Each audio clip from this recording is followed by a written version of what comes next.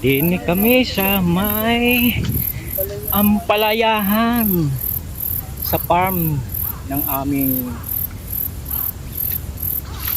ka-brother. Ayan po, dami po. Ngayon ay mura lang ang ampalaya. Kaya mahirap magbenta. Ang kilo daw ngayon ay naglalaro sa 15 pesos, 10 piso. Yan, padami o. Lugi daw siya dito dahil napakamura ng ampalaya ngayon. Yan. Mababa ang presyo. Pero ang gaganda po. Yan. Ganda. Yan ang bunga. Yan. Yan o. Ang dami ng bunga ng ampalaya.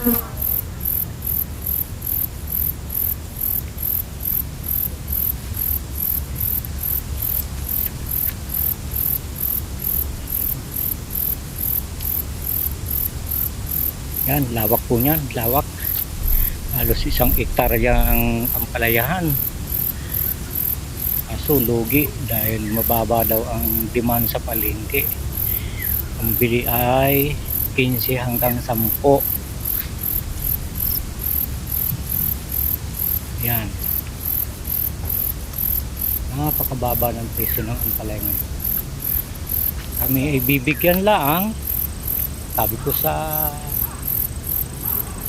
ka-brother namin, siya na ang mag-harvest para hindi, kumbaga, hindi magtampo ang puno. Ayan na, ang dami oh. Ang daming bunga, malalaki. Pero kaka-harvest daw lang niya kahapon. Pero madami pang natitira. Ayan, ang dami. Okay.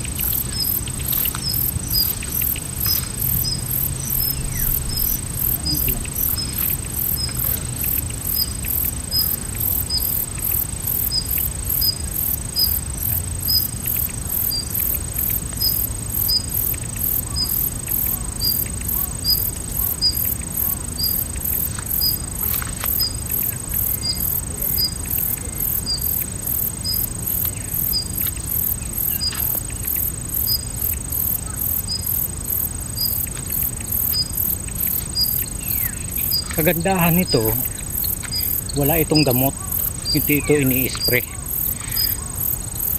kaya hindi siya danger na antimano gulay. Wala, hindi siya naglalagay ng pesticide. Yan, yan oh, dami.